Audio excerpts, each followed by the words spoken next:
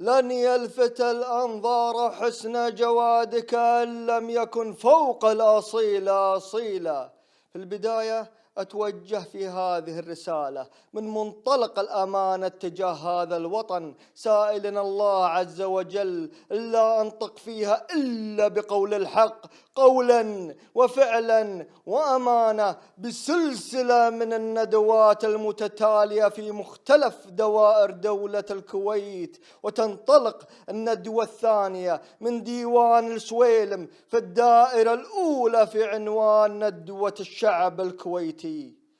أهلي وعزوتي، أبناء وطن الأبرار المخلصين والمخلصات، يا من احتضنتهم هذه الأرض الطيبة ودافعوا عنها وكافحوا من أجلها، وأصابهم ما أصابهم من أذى وضيق حال ومال، يا أهل العزة والكرامة، أقسم بمن حل القسم ورفع السماء بلا عمد وبسط الأرض بلا وتد، لو ما كنت كويت الجنسية لا تمنيت أن أكون كويت الجنسية. فتحية إعزاز وإكرام للدواوين في تجمعهم، وللسياسيين في منازلهم، وللدعاة على منابرهم. تحية عزيزة لكل من أرهقتهم الديون وطغت عليهم تكاليف الحياة. تحية كريمة للتجار ورجال الأعمال، للعاملين والباحثين عن العمل والعاطلين منه، للمهنيين، للكتاب، للطلاب، للمثقفين والمبدعين والمفكرين. تحية عظيمة للمغردين والمغردات. تحية صادقة لكل مخلص وصادقة من أبناء وبنات الشعب الكويتي عظيم. تاريخ هذا الشعب مرتبط بآماله ومتعلق بأحلامه، فلماذا إذن تتجاهل هذه الحكومات المتعاقبة على تاريخ هذه الدولة هذه المطالب والآمال والأحلام اللي لو كانت في ظل حكومة أي دولة أخرى لسعت لتحقيقها وتنفيذها على أرض الواقع؟ والسؤال هنا، هل ترجمت هذه الآمال والمطالب إلى قوانين على أرض الواقع وتم تطبيقها فعليا؟ طبعا لا. هل تحولت هذه الدولة من دولة ضعيفة سياسيا واقتصاديا في ظل هذه الحكومات المتعاقبة عليها إلى دولة قوية متطورة؟ طبعا لا. هل أخذت السلطة في رأيكم في أي مشروع أو قرار رسمي يمس مستقبلكم أو مستقبل أبنائكم؟ طبعا لا. هل أدركوا أن المواطن صاحب السلطة وسيدها؟ الإجابة واضحة وجلية، تسمع من في إذنه صمم وقد يراها من في عينه الرمد. لا لا وألف لا. لو دافعت السلطة عن الضعفاء والمساكين والبسطاء وعموم الشعب الكويتي كما دافعت عن الفاسدين والمرتزقة لكان حالنا أفضل. ومستشاريها تنقل الحقيقة والواقع كما هي من دون تحريف أو تزييف أو إجبار الناس على قول ما لا يريدون بالحيلة أو بالقوة، لكان حالنا أفضل. لو سأل مسؤول في الدولة إلى المصلحة العامة كما حرصه على مصلحته الشخصية بغطاء المصلحة العامة لكانت الكويت رقم واحد في كل دول العالم. هناك الكثير من المطالبات والاستحقاقات الشعبية، أولها هذه المطالب العدل، الحرية، المساواة. الحرية اللي من دونها لا يمكن أن يشعر أي إنسان أنه آمن على نفسه أو رأيه مهما نادى الدستور في الحرية وصاغتها أجمل القوانين طالما القائمين عليه غير مؤتمنين عليه. والعدل اللي من دونه لا يمكن أن ينال أي إنسان أي فرصة ثانية أو ينال أي مواطن المعيشة الكريمة، لأن فقدان العدل ظلم، والظلم ظلمات. الظلم يوم تشعر أن عندك حق ولا تقدر تحصل عليه، في دولة القانون والمؤسسات. الظلم عندما تنادي بما ينادي فيه أمراء وحكام دولة الكويت وكبار مسؤوليها من عدل ومساواة ويتم محاسبتك ومعاقبتك. الظلم عندما تذهب الحكومات وتأتي الحكومات ولا طبنا ولا غدا الشر.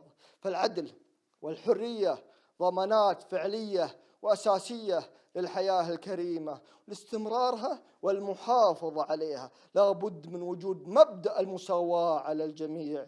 وثاني هذه المطالب لا يمكن بأي حال من الأحوال أن يكون هناك حكومة جديدة من رحم حكومة قديمة فاسدة، لأن صانع المشكلة لا يستطيع أن يقدم لها حل. وهذا ما رأيناه في ظل الحكومات المتعاقبة على هذه الدولة التي ساهمت في طمس دلة فساد المسؤولين وتحايلت على الإرادة الشعبية واستغلت مؤسسات الدولة لمصالحها الشخصية، بل ساهمت في بث روح القلق واليأس والإحباط في نفوس المواطنين. وما أعظمها من جريمة عندما يشعر المواطن في دولة القانون والمؤسسات في اليأس والإحباط والقلق. فالمطلوب حكومة قوية وطنية حقيقية ليس كسابقاتها، حكومة تعبر عن آلام الناس ومعاناتهم، حكومة لا ترضى إلا أن تكون دولة الكويت رقم 1 في عهدها. وثالث هذه المطالب الشفافية والمراقبة والمحاسبة واستراتيجيات عامة تقوم عليها قطاعات الدولة ومؤسساتها لمعالجة الأخطاء وتصحيح المسار وفق رؤية واستراتيجية حقيقية وطنية شاملة، اللي من دونها لا يمكن إلا أن يتحول الطيب إلى شيطان شرير والمسؤول الصالح إلى فاسد مستبد وقطاعات مؤسسات الدولة إلى حجر لا قيمة لها. ورابع هذه المطالب احترام المواطن وتقديره وتقريب العلماء والمثقفين وإعلاء من قدر وجهاء المجتمع الكويتي وإعطائهم حقوقهم. لذلك اقترحت فيما مضى على الحكومات السابقة وأعيد اقتراح اليوم على أي حكومة أو أي برلمان جديد تشكيل لجنة مشتركة برلمانية حكومية ينبثق منها عدة لجان تجوب مختلف مناطق ومحافظات دولة الكويت لتعزيز ثقة الشعب بالدولة وزيادة ارتباط الدولة في المواطن من دون حاجز أو حاجب أو رقيب، ويكون عليها أمناء وثقات من المجتمع الكويتي. ومن أهم أولوياتها التعرف على أصحاب الدواوين وأخذ آرائهم في المسائل العامة، دعم المبدعين والمثقفين ودعم الشباب، رفع الظلم على المظلومين وإنصاف المستحقين. وتتأرجح هذه المطالب بين القبول والرفض إذا كانت بطانة سلطة البلاد العليا في الدولة صالحة، أما إذا كانت فاسدة تتحكم في الخفاء في من يكون لها الحق من عدمه. فالإجابة مؤلمة عندما تشعر أن بينك وبين سلطة وطنك حاجز وحاجب في ظل استشارات خاطئة، مؤلمة عندما لا يشعر المسؤول في آلام وهموم أبناء وطنه. الكويت ما لها غيركم وما لكم غيرها، وضاقت في الكويت أنفاسها وشانت أحوالها وتكدرت أوضاعها. وأقولها في عالي الصوت والحق يعلى ولا يعلى عليه. الكويت ما لها إلا أهلها، الكويت ما لها إلا أهلها، الكويت ما لها إلا أهلها. ولا سبيل لنا لتحقيق مطالبنا السياسية والاقتصادية والاجتماعية إلا في المناداة في المبادئ العامة والاستحقاقات الدستورية والمطالب الشعبية. عندئذ سيشعر المواطن في الراحة اللي فقدها من زمان، وتزدهر الدولة وتتقدم ويعم السلام والأمن والاستقرار على الجميع.